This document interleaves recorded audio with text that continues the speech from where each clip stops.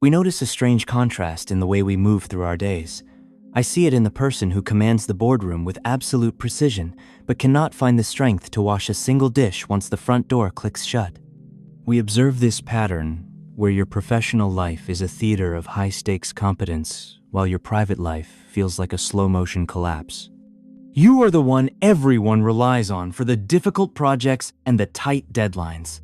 Your colleagues see a high performer who is consistent, driven, and perpetually composed. Yet, the moment you transition into your own space, that engine of productivity simply stops. You might call yourself lazy.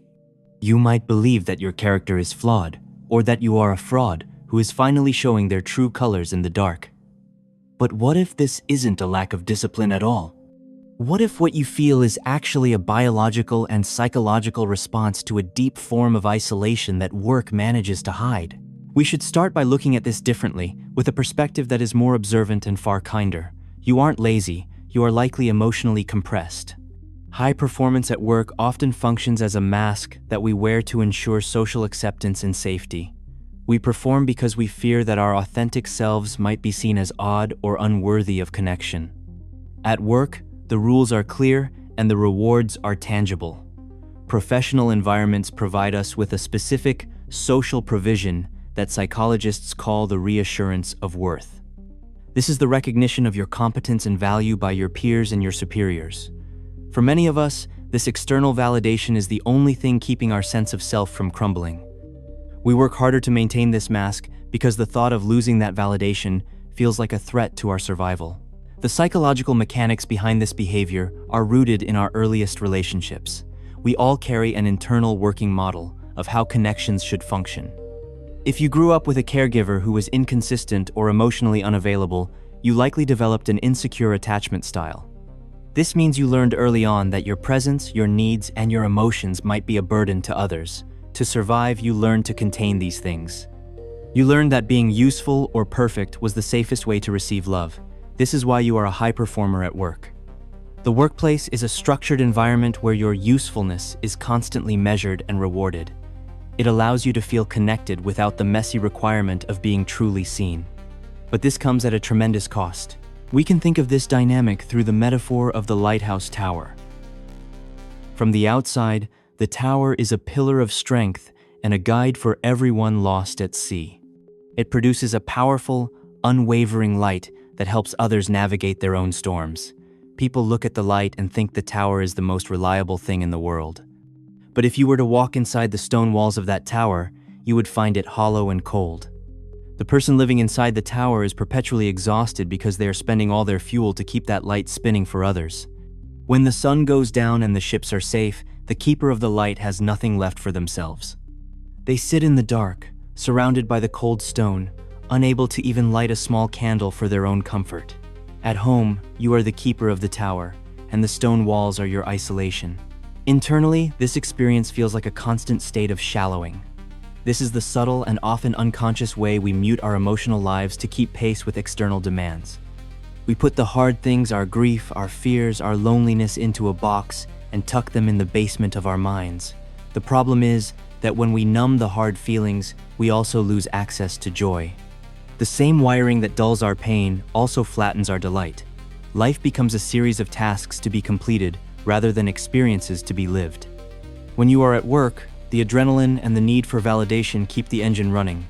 But when you get home, the adrenaline drops and you are left with the silence of that basement. This is often when you fall into a freeze state. You avoid detection and you conserve your remaining resources because you feel unsafe in the stillness. We find that this laziness at home is often a symptom of emotional loneliness. You can be surrounded by people all day at the office and still suffer from this deep ache. Emotional loneliness is the perceived absence of a close, intimate relationship where you feel truly understood. Work provides social integration, but it rarely provides attachment. You have a network, but you don't have a scaffold for the self. Without that intimate tie, the world feels desolate and barren, even if your calendar is full. This is why you can walk past thousands of people in a city and still feel completely invisible. You are performing connection, but you aren't practicing it. Your brain registers this lack of deep connection as a biological threat, similar to physical pain. This internal isolation leads to cognitive distortions that keep the cycle spinning. You might find yourself essentializing your experience, believing that you are simply the kind of person who is meant to be alone. You might think that your loneliness is a permanent trait like your eye color. This makes you give up on the idea of change before you even try. You might also engage in mind reading, assuming that your friends and family are judging you for your lack of energy at home. This assumption causes you to withdraw even further to protect yourself from their perceived rejection. You become hypervigilant for any sign that someone is disappointed in you, which makes social interactions feel like a minefield rather than a sanctuary. We also see the impact of our modern tools in this process. Smartphones and social media often act as a displacement for the high-quality interactions we actually need. We spend our time scrolling through the highlight reels of others, which only fuels our feelings of inadequacy. We are together in digital spaces, but we are not truly with each other. These interactions are often shallow and fast, lacking the facial expressions and body language that build true empathy.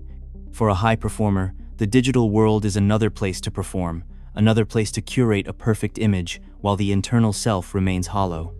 This creates a continuous feedback loop where the more we try to connect online, the lonelier we feel in reality. The way back from this state is not through more discipline or harder work. It is through the slow and deliberate practice of authenticity. It starts by cracking a door open to let others see the keeper of the light, not just the light itself. We must move at the speed of connection, which is often much slower than the speed of work. It requires the courage to be vulnerable and the willingness to let go of the veneer of perfection.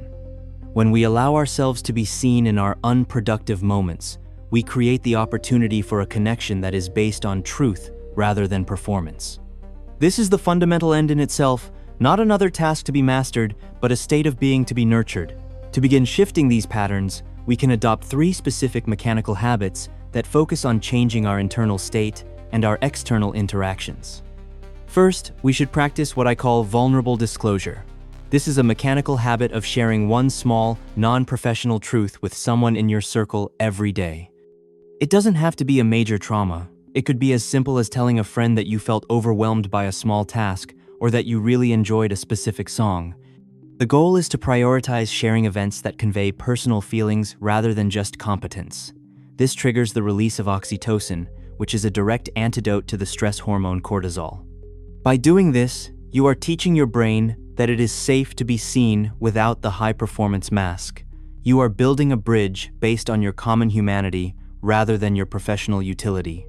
Second, we can establish a digital lockdown for the first and last hour of our day. This means physically placing your phone in another room to prevent the shallowing effect of early morning scrolling. Instead of immediately engaging with the external demands and comparisons of the digital world, use this time to strengthen your inner awareness. Ask yourself, what is top of head and heart for me right now? Label your emotions, whether it is tiredness, anxiety, or a quiet sense of peace. This builds your cognitive flexibility, which is the ability to adapt your thoughts as your situation changes. It allows you to transition more gracefully from your high-performing work self to your authentic home self. Third, we should create a social container through a recurring low-pressure routine. This is an agreement with a friend or family member to meet at the same time and place every week, regardless of how productive you feel. It could be a Sunday morning walk or a Tuesday evening game night. The importance of this habit is that it removes the need to perform or arrange connection.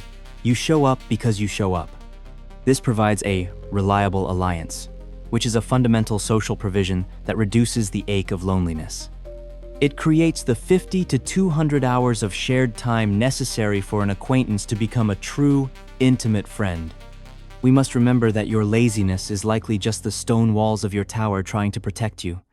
You are not broken. You are simply adapted to a busy environment that values your light more than your life. The quiet ache you feel is not a failure of character, but a signal from your system that it is time to come inside. It is an invitation to stop performing connection and start practicing it. Isolation does not have to be your permanent address. It is a season that you can navigate by moving at the speed of connection.